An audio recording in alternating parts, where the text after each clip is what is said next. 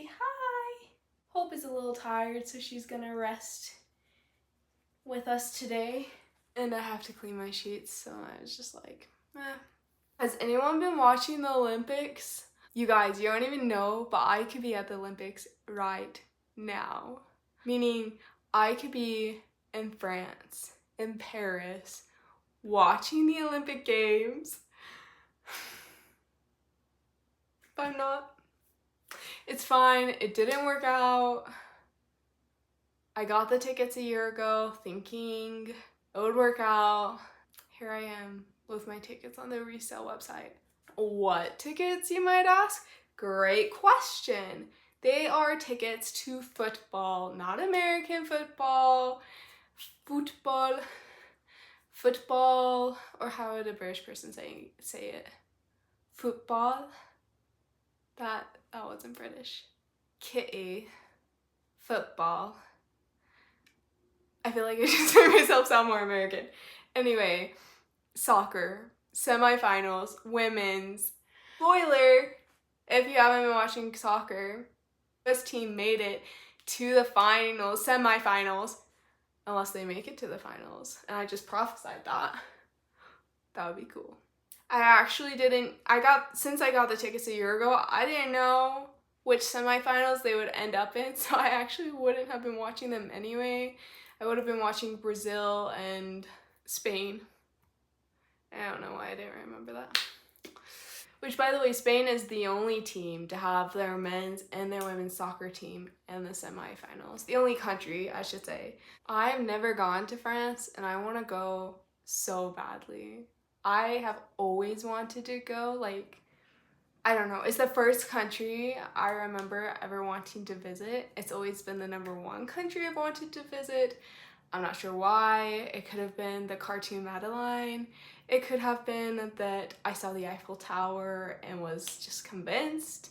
It could have been all the elementary school daydreams of finding the love of my life after I walked in from the rain into a French patisserie. A French bakery, and I was just living it up, riding my bike around because I was so young I didn't even imagine having a car. Guys.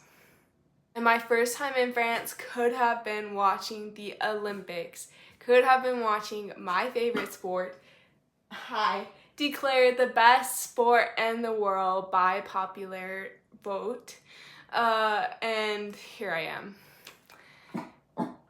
in Utah. It upsets us all. I feel like after this year, I have become the master of becoming broke. I even wrote a blog post about it recently. Really just letting out how messed up the capitalism is and generational wealth, blah, blah, blah. Of course, you're gonna wanna give money to your kids and pass it down, but the fact that it's so hard to get to a good financial standing when you weren't born into one is just... But if you're watching the Olympics and you're watching soccer, and if you're lucky enough to be in France, you're gonna want to listen to this blog post because I tell a story about a soccer game, football game, if you will, that is just as intense, just as crazy, and it all happened in intramurals. Boop, boop, boop, boop, boop, boop, boop, boop, boop.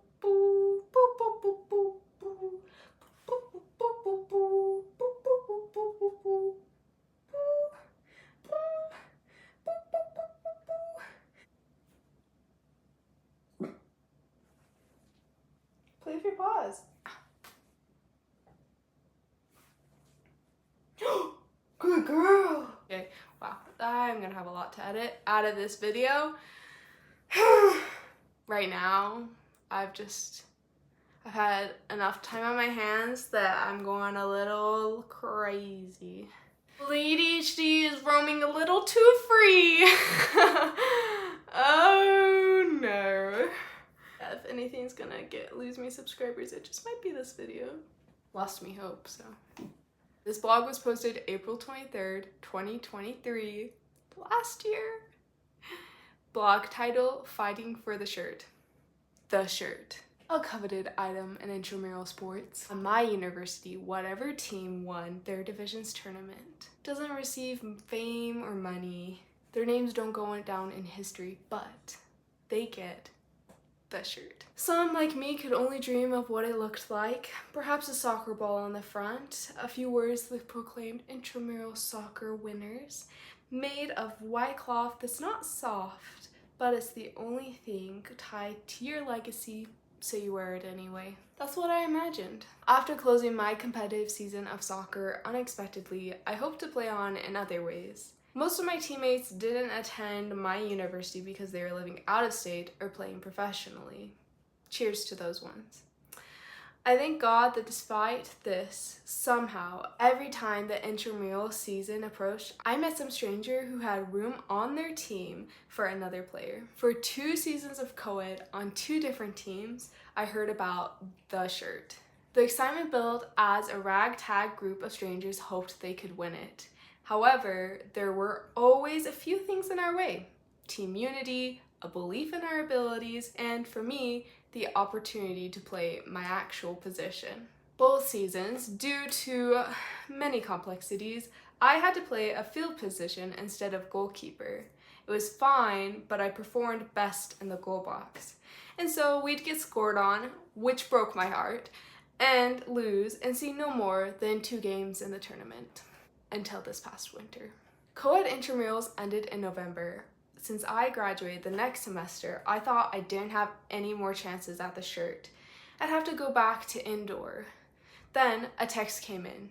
Someone from my co-ed team needed a goalkeeper for their women's intramural team. My eyes shone brighter than my phone screen. I kid you not, a smile stayed on my face for the rest of the day. I committed to play with them.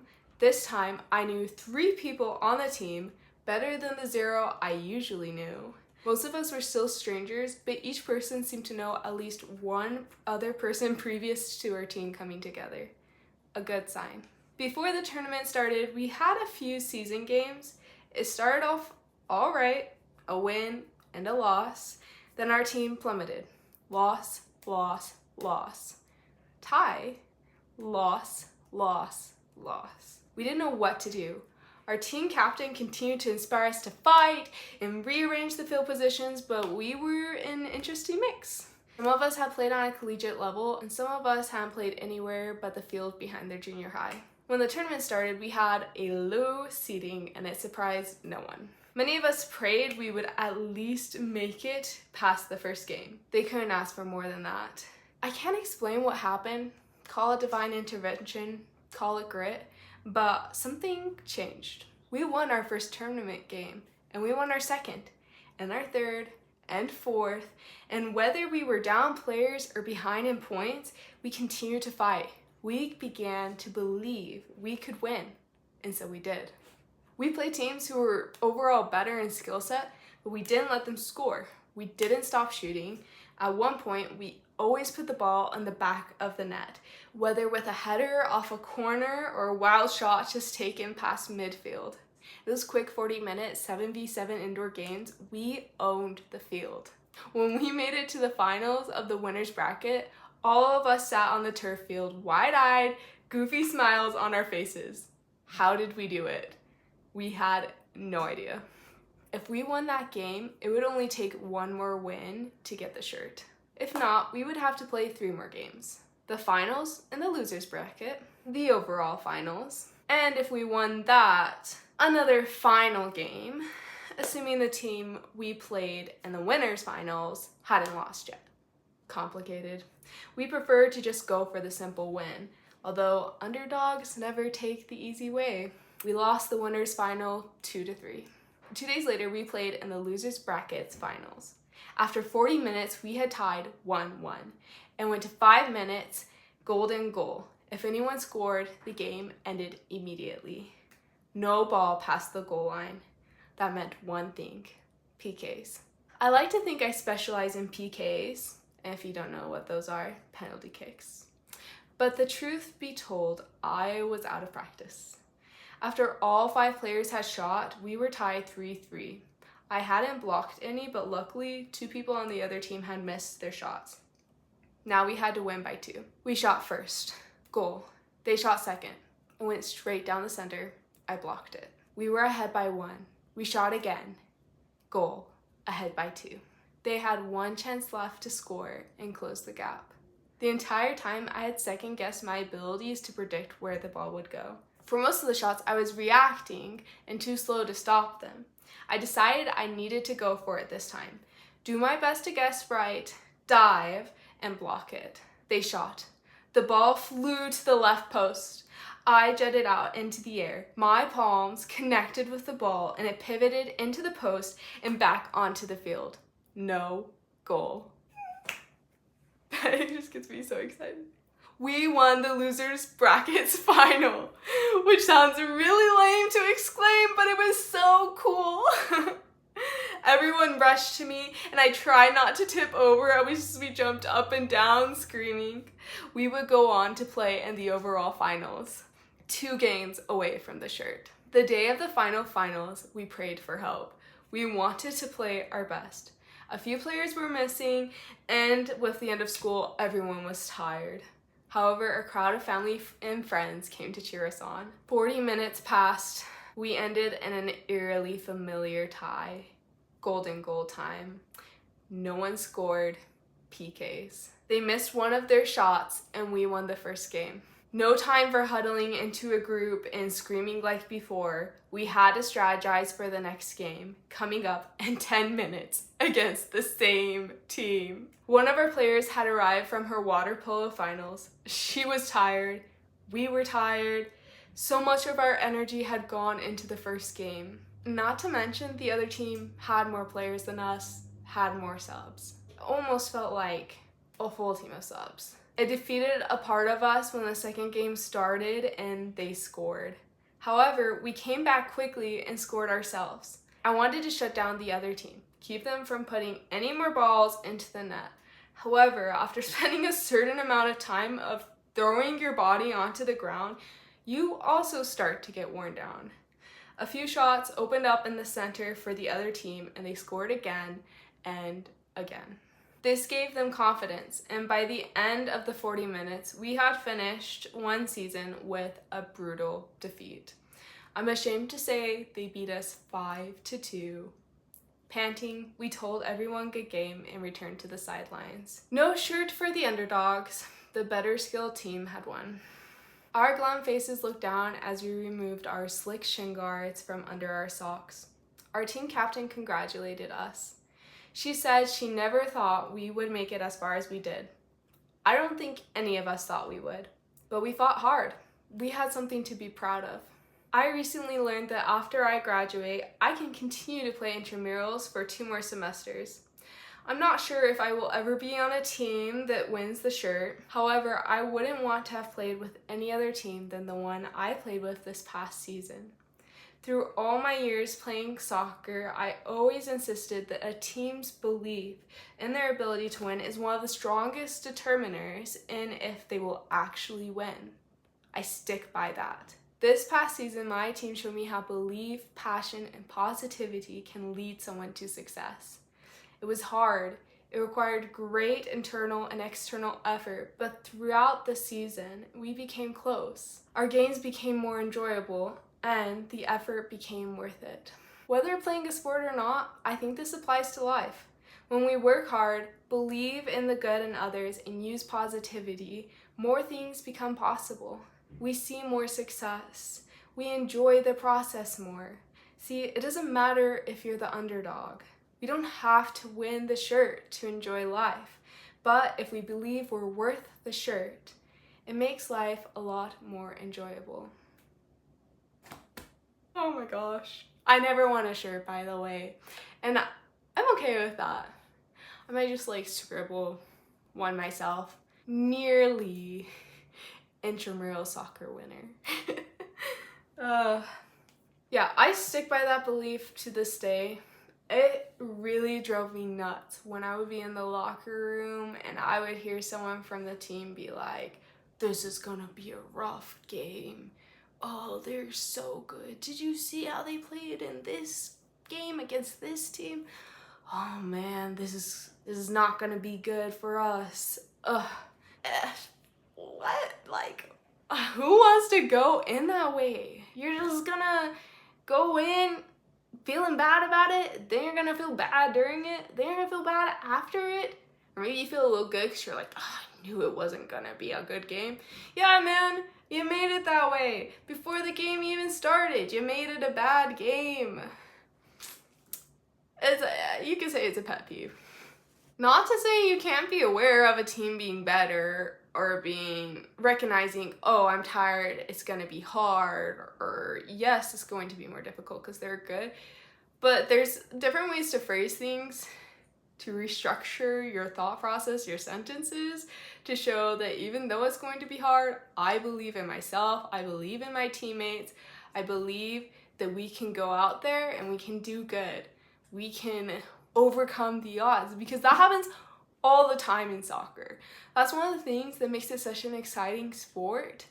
There are people building history, making history all the time. A lot of the times it's driven by their passion and their love and their hard work. It's not driven by the fact that they have this innate ability and talent. You can see that they care about what they're doing and that they want it. And that makes a huge difference. It helps you connect with your team over the shared goal. It helps you feel confident. Confidence is a huge game changer because you're literally shifting your mindset from like weak to strong. You're going into a strength mindset. If you're in an unconfident mindset, then it's a lot easier to make mistakes. It's a lot easier for people to roll over you. It's a self-fulfilling prophecy almost. And of all the teams that shouldn't have believed in themselves or shouldn't have put the passion out there on the field because they knew they weren't good enough, it should have been my team, okay? That intramural team, like I said, some people had not even played competitively. They just played for fun here and there. And we made it work. And it's not like we ignored the people who hadn't played competitively. We totally passed the ball to them. And you know what? Those people did great by the end of the season. They would come out with stops and blocks that would save us. We made each other better by our belief in one another. Now you might say, hey, you didn't think you were gonna make it to the end. That's true. That's true. But we took it game by game. We tried hard, we wanted it, and we believed enough for that game. That took us to the end. That's all we needed. So yeah, I love soccer, clearly. But even if you're not a soccer person or a sports person, you can still apply this to life. Well, you know, if you're an author and you like writing like I do, if you keep doubting yourself, you're most likely going to end up procrastinating, avoiding what you're writing, or editing relentlessly, never putting your work out there, never taking a risk. But if you believe in yourself and you continue to put your work out there, you continue to work hard to improve, sure, you'll probably send stuff out that is just bad and garbage, but it's a lot better to send out a bunch of things and have the beginning not be that good and the ending be great and lead you to your goals and success than to keep shying away from it and then just sending nothing out or sending one thing out that's kind of mid. Yes, at the end of the day, we might not get the shirt. Maybe we'll miss some of our goals. Maybe like the biggest success in life won't give us a mention, or we'll get some of our goals, but then we'll have to go through painful things we never thought we would have to go through. And then we'll wonder, what's the point if it's gonna be this hard to get there? There are times when we can't see the point, right? And that's when it's good to have teammates that believe in you. That's when it's good to have people in your life that will reinforce that positivity. If there are people in your life that are just constantly reinforcing negativity, or they reinforce positivity to your face, but then you leave the room and then it's all back to the negativity, those are not the people that are going to drive you to success. Those are not the teammates that are worth keeping on the roster. Maybe just keep them on the bench, right? Like, you don't have to completely cut them out from their life. but you also don't need to be dependent on them or interact with them when they are infusing harmful things into your life. Look for the people that will be the positive teammates that will believe in you. It's hard to find those sometimes. Therapists are great because they can believe in you like a coach does and also critique you like a coach does and help you see how you can get to success by feeling your worth, feeling your value, and improving your actions, improving how you think about things, how you treat others. If you have neighbors that look friendly and you haven't met them yet, go say hi. You don't even have to go take over cookies. I mean, it's probably an easy icebreaker, right? But just introduce yourself. Invite them over for dinner or to go to the park with your kids if you have them. If you're in like some weird in-between stage, seriously, just like look for good people. They're out there. Like maybe they're people you work with that you can invite to a game night or to go out for drinks, to go to a cafe, to an acoustic night. Like maybe you don't vibe with work people. Maybe there's some old friends you can reconnect with. Sometimes it can be awkward, right? And then usually it's we'll do something and then you never do. But maybe actually look at plans, have something concrete mapped out ahead of time, and then contact those old friends and see if you want to reconnect. If you have pets, go to the dog park community. If you're a nerd, go to a game store and play D&D. Sorry, that might have come across offensively. I say that because I like nerdy things and I'm not ashamed to call them nerdy. Find your community, find it in safe places, and then find those good people that are willing to believe in you. Even if it's a long distance friendship, talked about that. Make that phone call, reconnect, tell them what you're going through, get that positivity back into your life because you do have worth, you do have value. It doesn't matter how others have treated you, that never changes. You might not get the shirt, but you're worth the shirt, right? I really hope that a lot of you get to live out your best lives. I know that our best lives are filled with a lot of pain, but they're gonna be filled with a lot of good too. So here's to underdogs that believe in themselves despite all the odds. Y'all are pretty cool. Thanks for watching. If you liked this video, again, like this video. Subscribe if you're not subscribed yet. We are 2 away from 100 subscribers, which is wild. Triple digits. That's kind of cool, you guys. I almost feel like if we just stayed at 100, it's such a nice number. I wouldn't mind. I posted every week on my blog in July, so if you're not following along with that, like, get on it if you like to read and, you want to see what's going on right now. My thoughts as of the now. And I'm gonna just keep whipping out content here on YouTube, here on my blog, every once in a while on Instagram and TikTok, so thank you so much. I appreciate y'all. Have a good one.